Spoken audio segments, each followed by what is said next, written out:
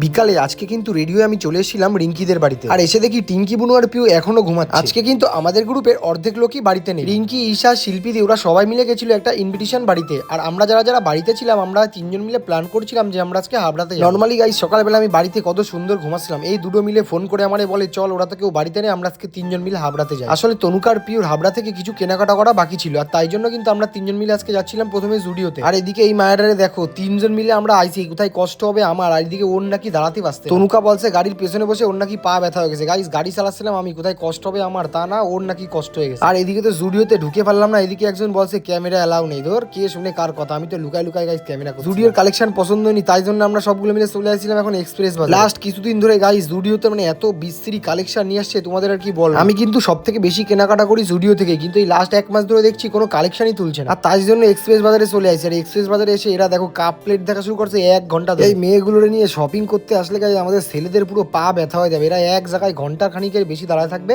আর আমাদের পা পুরো ব্যথা। তো যাই হোক শপিং টপিং তো অনেক করা হয়েছে, তারপর আমাদের খুব খিদা পেয়ে গেছিল, আর তাই জন্য আমরা চলে আসছিলাম হাবড়া রাজনন্দিনী। আর সত্যি বলতে রাজনন্দিনীতে আসার একটাই কারণ এখানকার মটন বিরিয়ানি আমার আর পিউর কিন্তু ভীষণ ভীষণ ভালো। এখানকার সব খাবারই বেস্ট, কিন্তু আমার কাছে মটন বিরিয়ানিটা একটা আলাদা। সবসময় বিরিয়ানি খাওয়ার জন্য ব্যারাকপুর আর কলকাতা যাওয়া তো সম্ভব নয়, তাই জন্য আমাদের বাড়ির কাছে যে হাবড়া রাজনন্দিনী হোটেলটা আছে আমরা কিন্তু এখানেই আসি। আর তোমরা যারা এই রেস্টুরেন্টে আসো তোমরা কিন্তু সবাই জানো যে এখানকার স্টার্টার থেকে শুরু করে সবকিছু খাবারের আইটেমের টেস্ট কিন্তু একদম পুরো মারাত্মক। আর দেখো আমরা কিন্তু বিরিয়ানি অর্ডার করেছিলাম, আমাদের বিরিয়ানি চলে এসেছে, আর আমরা দিকে খাওয়া শুরু করে দিয়েছি, কিন্তু তনুকার খাবার এখনো আসেনি। তনুকা কিন্তু আবার মাটন বিরিয়ানি খায় না আর মাটনও খায় না, ও আবার কি একটা অর্ডার করেছিল স্টার্টার। ফাইনালি এতক্ষণ বসে বসে আমাদের খাবারের লোভ দেওয়ার পর এখন কিন্তু তনুকার খাবার চলে এসেছে, আর আমরা কিন্তু এবার ওটা লোভ দিচ্ছিলাম। বিরিয়ানি তো খাওয়া গেছে, এবার দেখো খাওয়ার পর এরা আবার মেনু কার্ড দেখা শুরু করছে এরপর কি অর্ডার দেবে। আর এই যে ডেজার্টটা তোমরা দেখতে পাচ্ছ, এই ডেজার্টটা কিন্তু আমি অর্ডার করেছিলাম। এই দুটো প্রথমে বলছিল খাবো না করে, যেই অর্ডারটা এসছে দেখছে আইসক্রিম, তখন আবার খাওয়া শুরু করে দিয়েছে, মানে কি বল। আর এরা যেখানেই যাবি না কেন নান্দা ভরে অর্ডার করবে আর কিছু খেতে পারবে না, পরে লাস্টে দেখো পার্সেল করে বাড়ি নিয়ে। বিশেষ করে তনুকা গাইজ এক গাদা খাবার অর্ডার দেবে আর পারবে না খাতে, আর শুধু হাঁকতে যাবে। তিনজন মিলে দেখো গাইজ আমরা 1800 টাকা বিল করছি, আর এই 1800 টাকার মধ্যে আমি কিন্তু গাইজ মাত্র 350 টাকা বিল করছিলাম, আর বাদ বাকি সব বিল এই তনুকা করছে। দেখো এক গাদা পার্সেল হয়ে গেছে। তো যাই হোক এরপরে গাইজ আমার কিছু কেনাকাটা করা বাকি ছিল, তাই জন্য আমি আবার তনুকারে নিয়ে চলে গেছিলাম বিশালে শপিং করা। এই গেঞ্জিটা তো আমার ভীষণই পছন্দ হয়েছিল, কিন্তু গাইজ পরতে পারছিলাম না, আসলে অনেক শপিং মলে এই সাদা গেঞ্জিগুলো পরতে, আর আমার কিন্তু এই ব্ল্যাক টি শার্টটা পরে অনেকটাই ভালো লাগছিল, তাই জন্য আমি ভাবছিলাম যে ব্ল্যাক টি শার্টটা আমি নিয়ে। আর তনুকা তো এখন নতুন নতুন জিম যাওয়া শুরু করছে, তাই জন্য যেই শপিং মলে যাচ্ছে ওর আগে জিমের গেঞ্জি দরকার। আর তারপর দেখো গাইজ এই হোয়াইট টি শার্টটা পরে আমাকে কেমন লাগছিল অবশ্যই কিন্তু কমেন্ট করে জানাবে। আর আমি কিন্তু ওই ব্ল্যাক আর হোয়াইট টি শার্ট দুটোই কিন্তু একসাথে নিয়ে, এই জন্যই আমি শপিং মলে আসতে চাই না গাইজ, এত এত কালেকশন দেখে আমি তো পুরো পাগলা হয়ে যাই আর সব কিনে নিই। তো যাই হোক আজকের ভিডিওটা তোমাদের কেমন লাগলো অবশ্যই কিন্তু কমেন্ট করে জানিও। আজকের জন্য টাটা।